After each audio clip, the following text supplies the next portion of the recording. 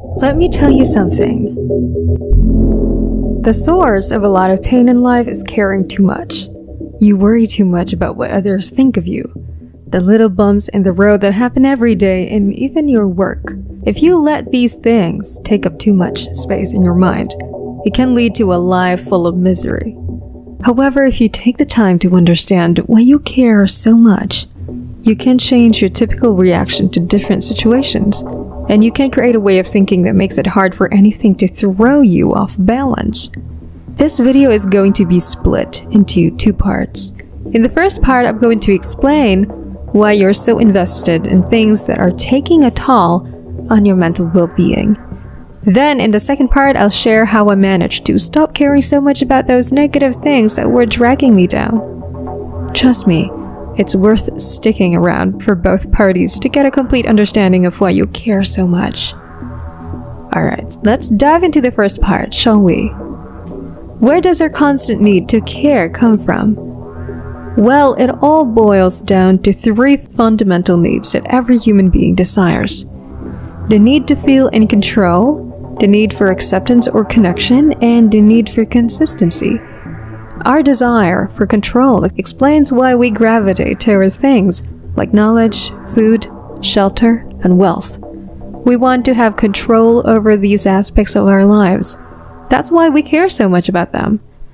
When we feel like we're losing control, it triggers something in us to take action and regain that control. This is why some of us try to control other people's opinions about us by constantly pleasing them. We tend to be people pleasers because we don't want them to feel like we have no control over how others perceive us, even though we know deep down that we can't actually control that. Additionally, we're drawn to taking risks, predicting the future, or experiencing new things because they allow us to test or improve our sense of control. Being in control is crucial for our survival. And without control over our environment, our thoughts, and the things around us, we wouldn't be able to thrive. The next factor, which could potentially have the most significant effect on our well-being, is our desire for validation and social ties. As human beings, there's only so much we can accomplish on our own. Our ancestors learned that being accepted by the group increased their chances of survival. But this mentality is no longer applicable in modern times. In today's world, survival is not our primary concern, like it was in prehistoric times, so we don't necessarily need to belong to a group to survive. We all want to feel attractive and connect with others, as it gives us the chance to reproduce with someone. However, our outdated mindsets are clouding our true feelings. I'm pretty sure that guys who do not care about what others think of them are just doing fine. The reason we struggle to spend time alone is not just we haven't learned to love ourselves, but also that we feel like we don't belong to any group. In addition to connecting with others, achieving our true potential involves feeling a sense of connection to the world, our identity, and our work. Emotions and personal stories have a greater impact on us than statistics and figures, because they tap into this need for connection. Ultimately, our desire for consistency reinforces this need for connection because we feel in control when we can't anticipate what's coming next in our lives. Many of us experience anxiety when we can't predict our future. This leads us to care more when something goes wrong or we perceive a negative opinion. It's interesting how we're naturally drawn to mysterious things because they're unpredictable, causing us to care about them more. The same can be said for relationships and people. If someone is not very open about themselves or doesn't post on social media all the time, it gives them a mysterious vibe, which naturally makes us care more about their lives. It's natural for us to notice differences and inconsistencies around us because it helps us avoid danger. But what's often overlooked is how society is programmed to make us care even more about certain things, like our status and appearance. This is especially true in Western society, where the media reinforces the idea that our worth is determined by these things. We are made to believe that achieving a certain level of status or physical attractiveness is more important than personal fulfillment, happiness, or meaningful relationships. This constant emphasis on status and appearance can lead us to care more about these things than we should. especially when we don't achieve them. Let me remind you of something crucial before we dive into the next part of this video. You have the power to control how you react to any situation that comes your way. However, I know it's not as easy as it sounds. So, what's the solution?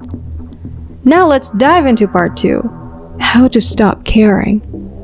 So how can we stop caring about the things that we shouldn't? Well, it all starts with understanding why we care so much about these things in the first place. Once you are aware of what triggers your need to care about something, you can take a step back and ask yourself, which of my needs is causing me to care about this thing so much? By doing this, you acknowledge that this urge to care is simply a natural biological response that can be managed by a self-aware individual who knows how to control their reactions to situations. This won't completely eliminate your caring about these things, but it will help you cope with them better. To change our situation, we need to shift our perspective, not just about the world, but about the entire universe. Personally, I don't consider myself a nihilist, because I believe that there is a purpose to life. For me, the purpose of life is simply to fully experience everything it has to offer, and to make the most out of it, based on what that means to each individual. In my opinion, the real purpose of life is to achieve success, pursue your passions, make a difference in people's lives, and make a living out of it. Whenever I find myself getting too caught up in things that don't really matter, or when I'm going through a difficult time and facing criticism, I remind myself of how small my problems are compared to the vastness of the universe. From a broader perspective, the concerns and issues that we face as individuals are quite minuscule. When we acknowledge that we are just one person among billions on a single planet in a vast universe of trillions of galaxies, it can put things into perspective. This realization has the power to dissolve many of our problems because we see that much of what we worry about is relatively insignificant. I feel like many of us forget how brief our time on Earth is when compared to the vast expanse of the universe's existence. It can be helpful to consider the scale of other issues happening in the world and put your own problems into perspective.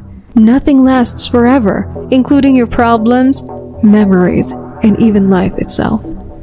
While some people find this thought sad, I find it freeing, realizing that nothing really matters in the grand scheme of things. That can be liberating and can help you live in the moment and enjoy what you have while you have it. When you realize that we all end up buried in the ground, it makes you question if anyone is really better than anyone else.